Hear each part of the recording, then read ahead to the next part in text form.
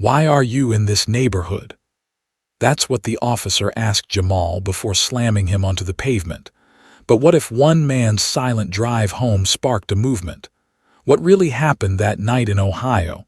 Watch till the end. Like and subscribe to our channel for more powerful stories. The clock on the dashboard glowed 2:17 a.m. Jamal Carter's eyes flicked to it briefly as he turned onto Beechwood Avenue, the streetlights casting long shadows across the pavement. The night had stretched on forever. Another exhausting shift at the logistics warehouse, where boxes moved faster than people, and the clock always moved slower than pain. But now, finally, he was headed home. He rolled down the window a crack. Cool air drifted in, carrying the scent of wet asphalt and distant pine. It was one of those calm Ohio nights where everything felt still, like the city was holding its breath. No honking horns, no shouting on sidewalks, just the soft hum of his tires against the road and the low rumble of his old Chevy. His hands rested easy on the steering wheel, one tapping softly to an old soul tune playing faintly through the speakers. It wasn't the music that had him smiling, though. It was the thought of morning. In just a few hours, his little girl, Nia, would wake up. She was 6 now, always asking him to braid her hair like Mommy used to. She didn't know that Jamal practiced every night with a doll head just to get it right. He chuckled to himself, the kind of laugh that came from tired joy. "Daddy's coming home," he murmured. To Jamal, this drive wasn't just routine, it was sacred. A moment of peace between the weight of the world and the quiet safety of home. But peace, he was about to learn, is a fragile thing. The street ahead curved gently, empty except for the rhythmic glow of street lamps blinking like tired sentinels. Jamal slowed as he approached a stop sign near Oak Ridge Drive, his mind still lingering on Nia's sleepy giggle and how her tiny arms always clung to his neck when he got home late. Then came the flash. Red and blue lights erupted behind him, sudden and blinding in the rearview mirror. The chirp of a siren sliced through the stillness like a knife through cloth. Jamal's heart skipped once, not out of guilt, but instinct. He pulled over slowly, flicking on his hazards. The engine idled, quiet and obedient. His hands moved deliberately, one to the wheel, the other to the dashboard. He had done this dance before. The cruiser door opened. A figure approached with firm steps, tall, broad, white. Officer Greg Wilkins, mid-40s. A face carved from stone and eyes that scanned like a scanner set to threat. The flashlight beam pierced through the side window. "License and registration," the officer barked. No greeting, no explanation. Jamal complied, calm but cautious. "Sure thing, officer, just reaching for my wallet." He moved slow, smooth. Practiced. Wilkins didn't look at the documents for long. Instead, his gaze stayed fixed on Jamal. "What brings you to this neighborhood at this hour?" the officer asked, voice like gravel and vinegar. "I live 10 minutes from here," Jamal replied evenly. "Just heading home from work." Wilkins' lip curled slightly. "We've had break-ins around here lately, mostly. Black males casing houses after dark." The pause before black was like a slap that didn't need to land. Jamal's jaw tensed, but his tone stayed calm. "This is a public road. I wasn't speeding. I wasn't swerving." "Is there a legal reason you pulled me over?" The officer's expression hardened. "You watch that tone," he snapped, tapping the side of the car. "You're acting real nervous for someone with nothing to hide." Jamal exhaled slowly through his nose. "I know my rights, officer." Wilkins stepped back and reached for the radio on his shoulder. "Dispatch, this is Unit 12. I've got a suspicious male, requesting backup." Suspicious. Not for what he did, but for who he was. Jamal's hands tightened slightly on the steering wheel as the world around him, once calm and familiar, began to change. The stillness of the night had turned heavy, like something in the air knew what was coming. Jamal sat in the driver's seat, both hands still resting where the officer could see them. The cruiser behind him idled quietly, its rotating lights casting unnatural shadows across the sidewalk. Across the street, curtains rustled in upstairs windows. A porch light flicked on. Greg Wilkins stepped closer, resting one hand on the butt of his holstered weapon. "Step out of the vehicle," he ordered. Jamal blinked steady. "Why? What's the reason?" "I don't need to explain myself," Greg snapped. "Step out, now." "I haven't done anything wrong," Jamal replied, his voice low but firm, "and you know it." The silence that followed stretched, then cracked. Greg reached forward, yanked the door open, and before Jamal could respond, a rough hand clamped onto his arm.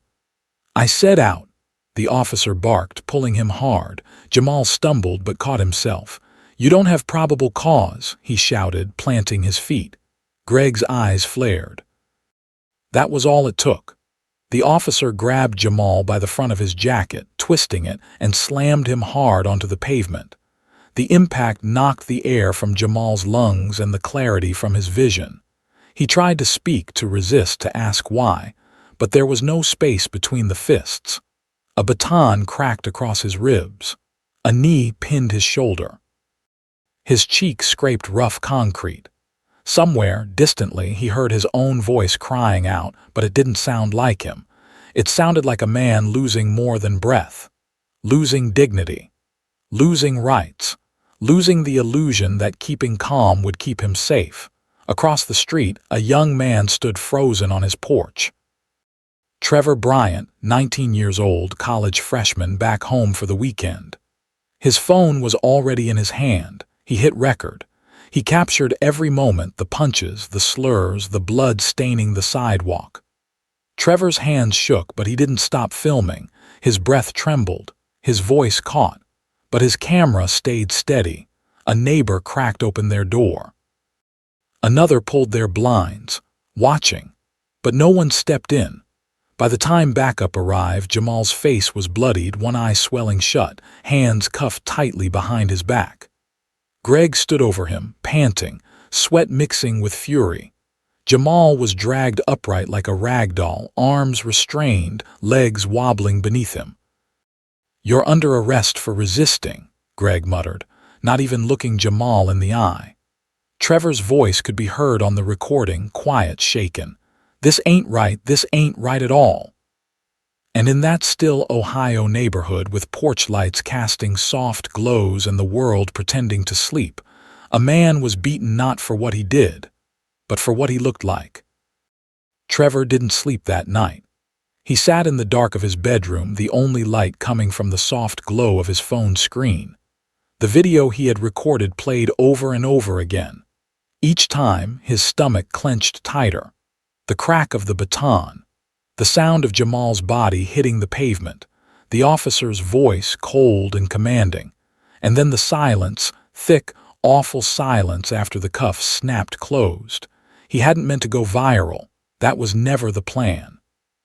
But something in his gut told him this couldn't be kept in private chats or buried under the weight of disbelief. The world needed to see.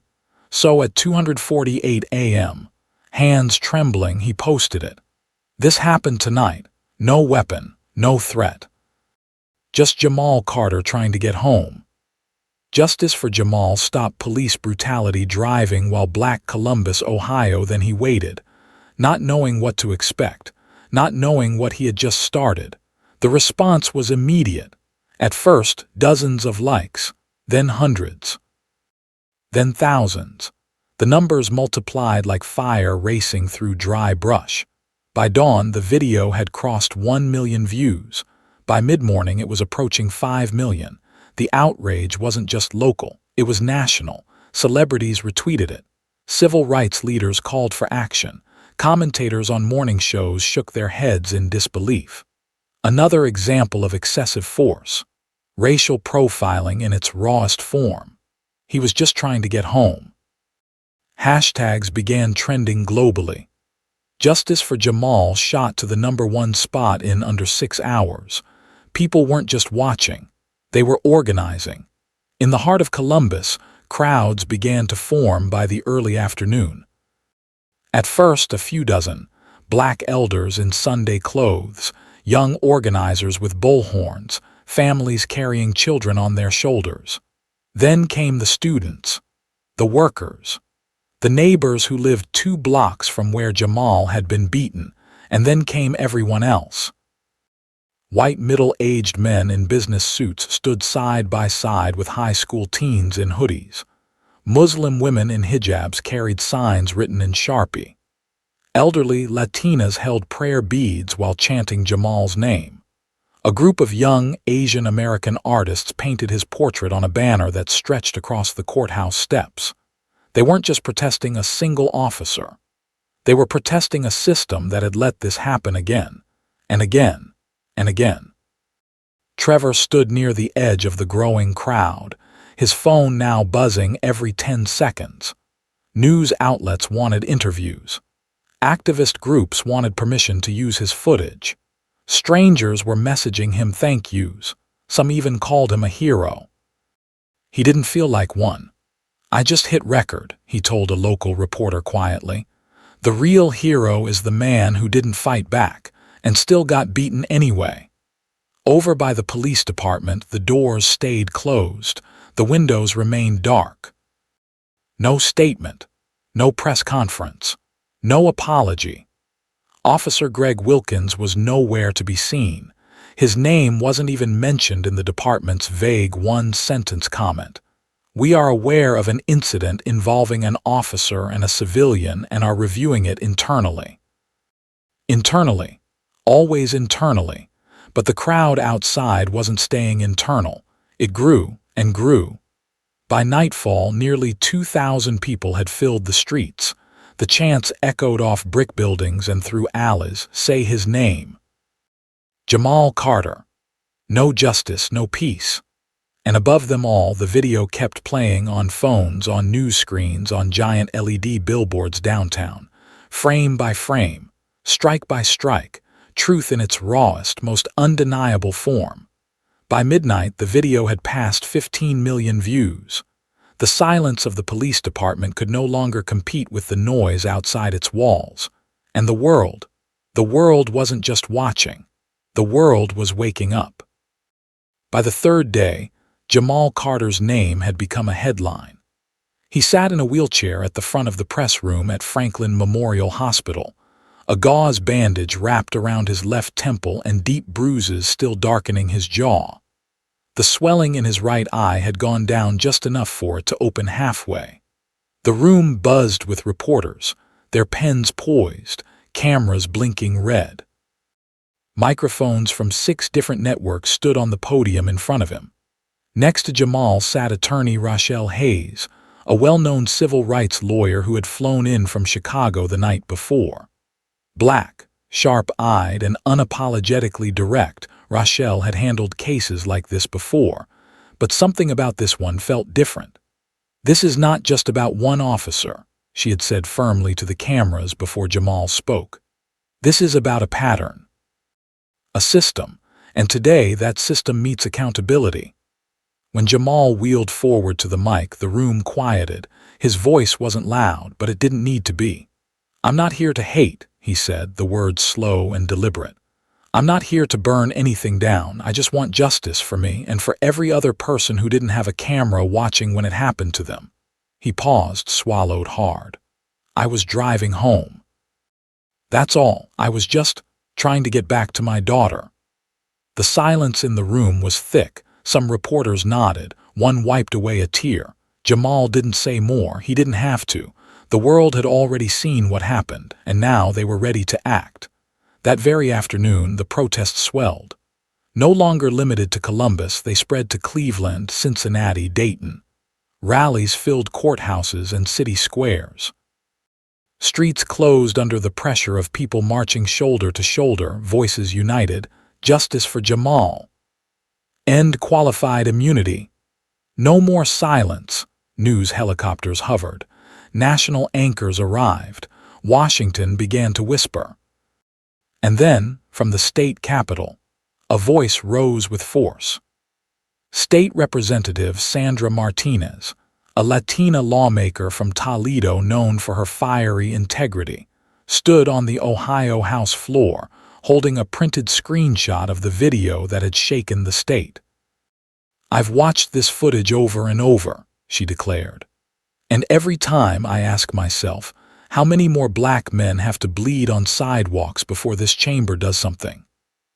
That same day, she introduced the Carter Accountability Act, a proposed bill requiring all Ohio police officers to wear active body cams with uninterrupted recording, an independent civilian oversight board to review use of force incidents, immediate suspension for any officer involved in violent misconduct under investigation, cultural bias and de-escalation training as a mandatory part of police certification. It was bold, it was swift, and it was fueled by a wave no one could stop. Jamal's story had evolved into more than a personal tragedy. It had become a mirror, a reflection of what had long been broken, and a challenge to every lawmaker and leader still pretending they didn't see. And somewhere between rallies and policy debates, something began to shift. For the first time in years, many Ohioans, of every race, age, and background, weren't just hoping things might change. They were demanding it. And Jamal Carter, once just another man trying to get home, was now the face of a movement. It didn't happen overnight. But just over a month after the night Jamal Carter was dragged from his car and beaten in the street, the city of Columbus made its first move. Officer Greg Wilkins was terminated from the Columbus Police Department. The announcement came in a short, formal press release, but the words carried weight.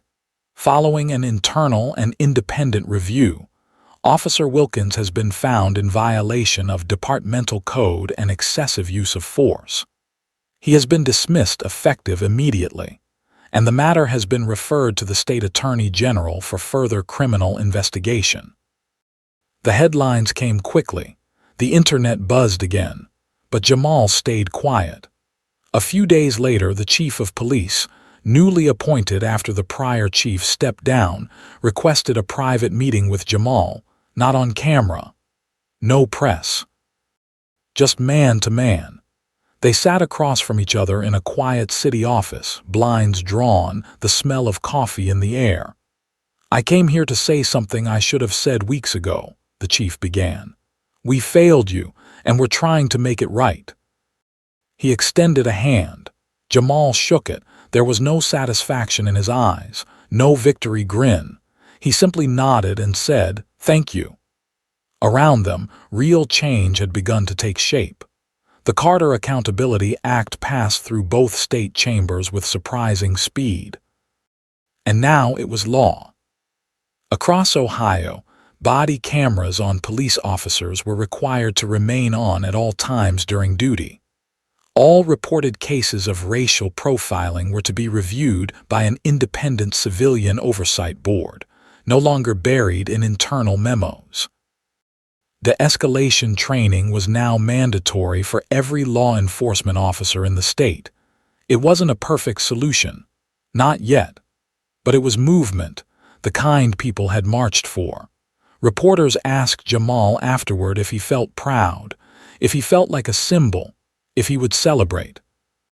He looked at them, weary but composed, and answered softly, "I never wanted to be famous for surviving a beating. I just wanted to go home to my daughter."